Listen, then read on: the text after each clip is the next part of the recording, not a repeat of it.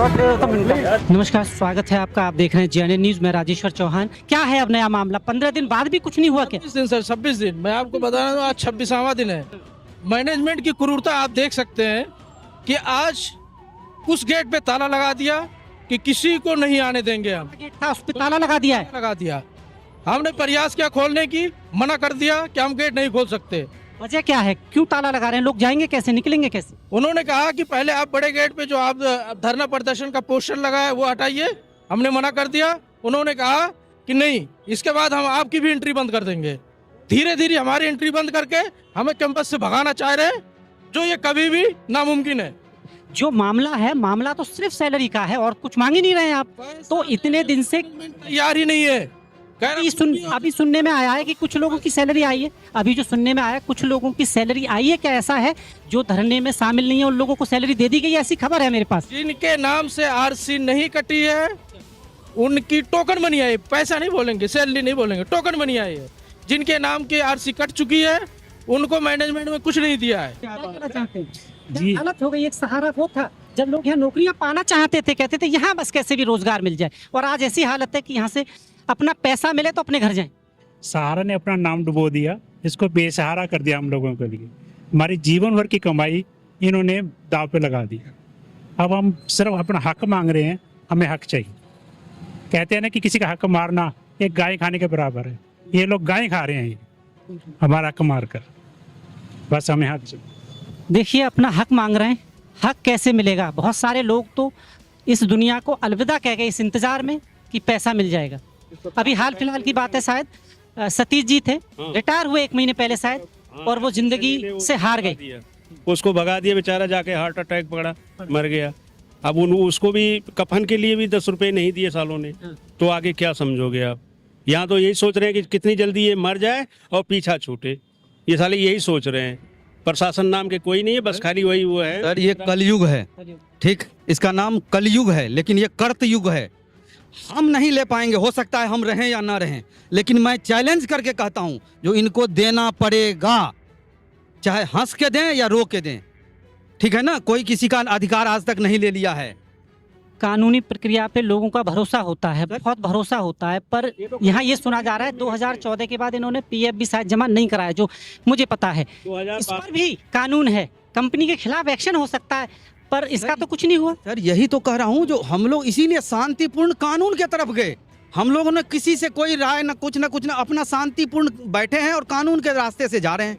क्योंकि अधिकारी सुनेगा नहीं, क्योंकि हमारे पास पैसा नहीं है, खाने का पैसा नहीं है, तो हम अधिकारी को कहाँ से देंगे? वो तो बेचारे ऐसे जो आ जाता है वही समझता हूँ जो गनीमत हो जाता है, क्योंकि और इनके पास तो सब कुछ है, साम दाम दंड भेद सब कुछ है। तो हमारे पास तो पैसा भी नहीं है। हम अधिकारी के पास जाएंगे नहीं तो हम कोर्ट के पास ही जाएंगे। हम कोर्ट के पास शांतिपूर्ण बैठे, इनको काहे तकलीफ है? और जो ये सैलरी हल्ला कर रहे हैं ना, जिसको दिए हैं, ये तो एक तो इनका ये शुरू से 2019 में शायद आए थे, 20 में मेरे साथ ही माननीय सुमित राय साहब ने, मैं माननीय इसलिए लगा देता हूं, जो उन्होंने उनकी कैपेसिटी में गिरा दिया। मेरे साथ ही उन्होंने किया था। उन्होंने बहुत कोशिश किया मुझे टर्मिनेट करने का, भगाने का, लेकिन आज सांसद महोदय बैठे हुए हैं, आज वो भी नहीं सुनेंगे क्योंकि सांसद हैं। उन्होंने मेरी कोई गलती नहीं थी, सिर्फ एक ईगो प्रॉब्लम थी। मैं ही था जो उनको मैं बचाया। मैं सिक्योरिटी का प्रमोद सिंह और 2 आदमी और था, नहीं तो हाथापाई हो जाता। और इन्होंने मेरे साथ धोखा किया।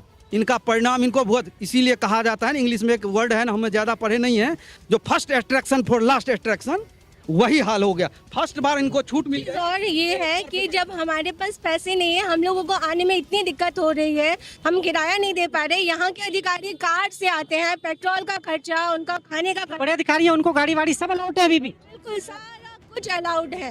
उनके पास वो आ कहाँ से रहा है? जब हमारे पास नहीं, उनके पास कहाँ से आ रहा है? मैं ये जानना चाहती हूँ। सैलरी मिल नहीं रही, हालत खराब है सबकी। साल सर, मैं तो यही कहना चाहूँगा कि अगर पैसा मिल जाए तो लोग अपने अपने घर चले जाएं, शांति। दिवाली आ रही है, घर पे बहुत दिवाली का बहुत बड़ा टाइम है इस टाइम।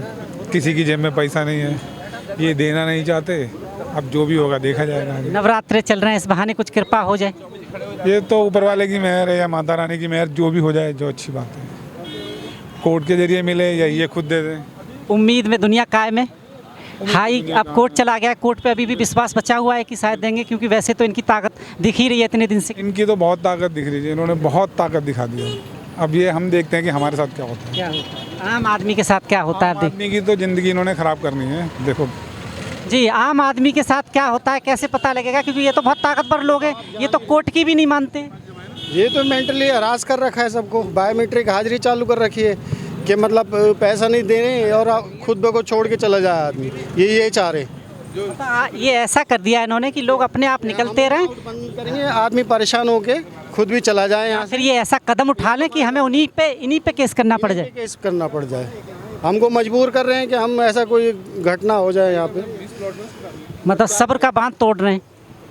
सब क्या लग रहा है अब हाई कोर्ट दम तक जब तक जिएंगे ना, जब तक इनसे लेके छोड़ेंगे पैसा। हाई कोर्ट में मामला है, अब तो हाई कोर्ट में मामला है, अब विश्वास है हाई कोर्ट में मामला चला गया है कि कुछ आपके पक्ष में? पे पूरा विश्वास है। हाई कोर्ट से इनको कोई राहत नहीं मिलने वाली। मंथली जो हमारी पेमेंट के लिए कोई इनको राहत नहीं मिलने वाली। हमारे बैकलॉग के लिए हो सकता है थोड़ा हमें और केस लगे। करंट सैलरी है अप्रैल से। इसका कोई भी कानून ऐसा नहीं कहता कि आप काम करवा लो और पैसा मत दो। आरसी कट गई है उसके बाद। मतलब उल्लंघन कर रहे हैं कानून और सबको ताक पे रखा हुआ है इन्होंने। कहते हैं कि मीडिया चौथा स्तंभ है, कहते हैं, आपने भी सुना है, मैंने भी सुना है। इस चौथे स्तंभ की बात कोई चौथा स्तंभ क्यों नहीं उठाता? चौथा स्तंभ इसलिए नहीं उठाता क्योंकि उनको, आप खुद मीडिया से, आपको सब पता है, मुझे खुद बोलने की ज़रूरत नहीं है कि क्या खेल है। मैं इस चीज़ को इसलिए कह रहा हूँ कि हम लोग मान्यता प्राप्त पत्रकार हैं और मीडिया का चौथा स्तंभ कहा जाता है। तो चौथे स्तंभ की बात कोई तीसरा उठाए, चौथा उठाए, कोई तो उठाए, कोई नहीं उठाता, समझे। लेकिन थैंक्स टू डीएम साहिबा, थैंक्स टू डीएलसी सर और एसडीएम सर, उनकी टीम वर्क, उनके लिए मैं हाथ जोड़ के थैंक यू कहना चाहता हूँ। कुछ भी नहीं है, हम लोग शांति वो जा रहे थे, वो रोक करके इनका पैसा फंसा हुआ। शांतिपूर्ण धरने पे हम लोग बैठे हैं और हमारी मांग जो है सिर्फ ये है कि हमारी अर्जित वेतन जो हमने यहाँ पे काम किया है वो हमको दिया जाए।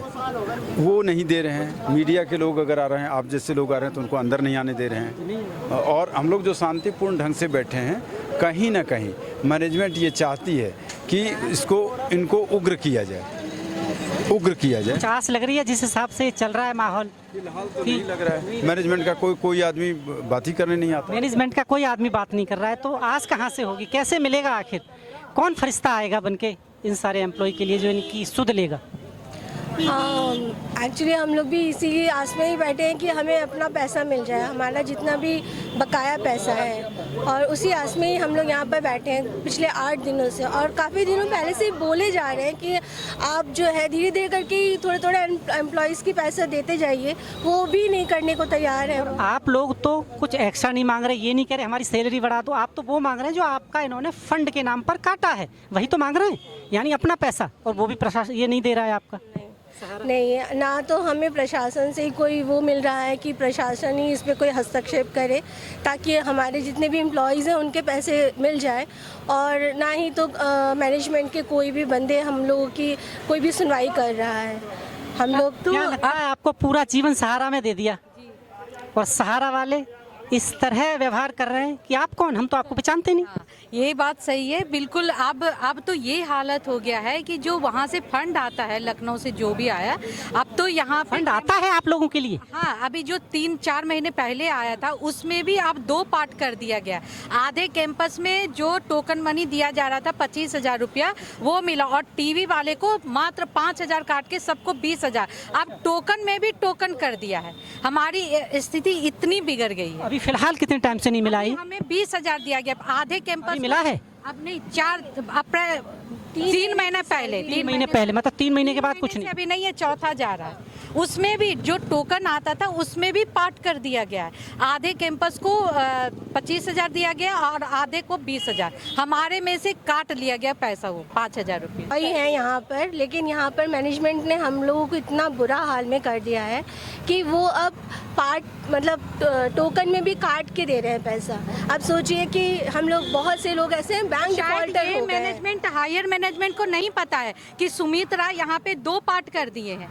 ये हायर मैनेजमेंट की जो बात आ रही है कौन हायर मैनेजमेंट? आज तक कौन है वो आखिर? जो भी, मैं नहीं जानती, कोई नहीं जानता अभी तक आप लोगों में जानता। लेकिन यहाँ पे भी उसमें भी यहाँ के मैनेजमेंट जो सुमित राय है वो हमारे में से पैसा काट करके वो बचा के रखे हुए हैं, और बहुतों को लिफाफा में बंद करके दिया जा रहा है। जो उनके चहेते हैं वो उनको लिफाफा में बंद करके दिया जा रहा है। इस हाँ, तो वो कहावत हो गई कि अंधा बांटे रेवड़ी और अपने अपनों को दे। जी कैमरामैन रवि के साथ मैं राजेश्वर चौहान।